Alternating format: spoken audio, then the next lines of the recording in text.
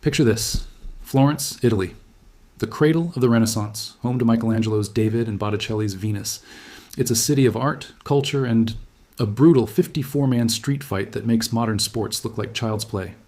This isn't a forgotten chapter of history. This is Calcio Storico Fiorentino, and it's still happening today. What you're looking at is a spectacle that's part rugby, part wrestling, and part bare-knuckle boxing, all played on a sand-covered piazza.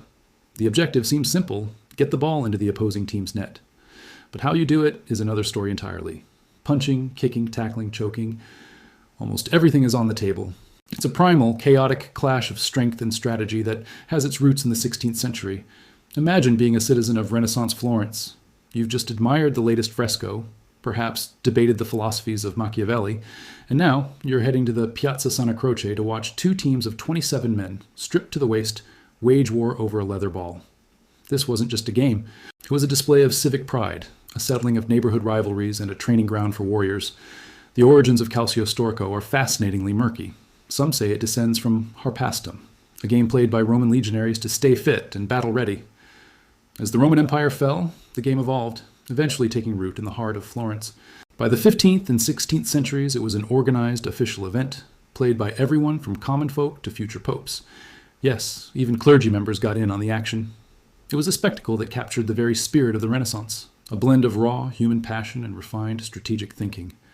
The most legendary match in the game's history took place on February 17th, 1530.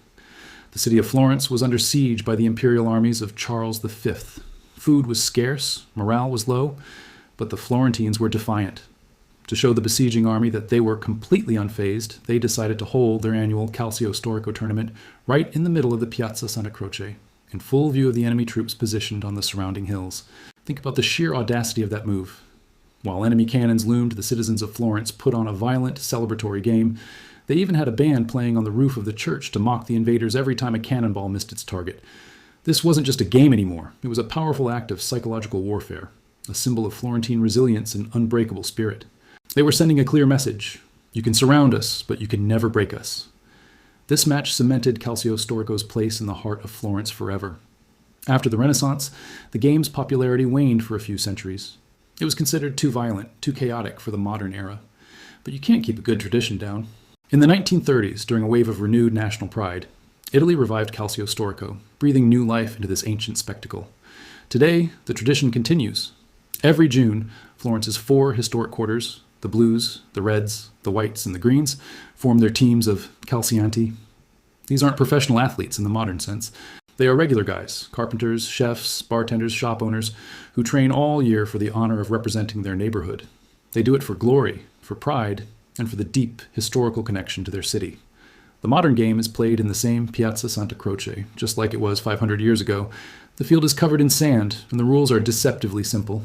Two teams of 27 players face off for 50 minutes of nonstop action. There are no substitutions.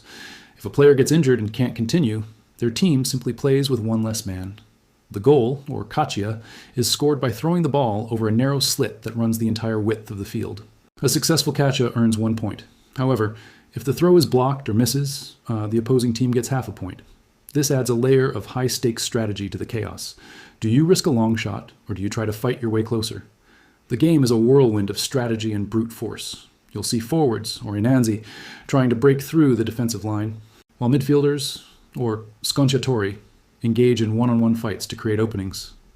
The defenders, the datori indietro, are the last line of defense, tasked with stopping the ball carrier by any means necessary. It's a fluid, dynamic battle where individual duels can change the course of the entire game. Watching a match is an intense sensory experience. The thud of bodies hitting the sand, the roar of the crowd as they chant for their neighborhood, the sheer determination etched on the faces of the calcianti. There's a raw, visceral energy that you just don't find anywhere else. It is a connection to a past where honor was everything, and neighborhood pride was worth fighting for. Of course, the game is not without its critics. The level of violence is shocking to many, and injuries are common and often serious. Yet, for the people of Florence, it's more than just a violent game. It is a living, breathing piece of their identity. It's a testament to the city's fierce, independent spirit, the same spirit that gave birth to the Renaissance and defied an empire. So, the next time you think of Florence, don't just picture beautiful art and architecture. Picture the sand-covered piazza, the roar of thousands, and the 54 men who continue to honor their ancestors by playing the most epic, brutal, and historic game on earth. Calcio Storico isn't just a sport, it's a 500-year-old declaration of what it means to be Florentine. Thanks for joining us on this journey back to Renaissance Italy. If you found this as fascinating as we did, don't forget to hit that like button, subscribe to the channel, and ring the bell so you never miss another deep dive into history's most incredible stories. See you in the next one.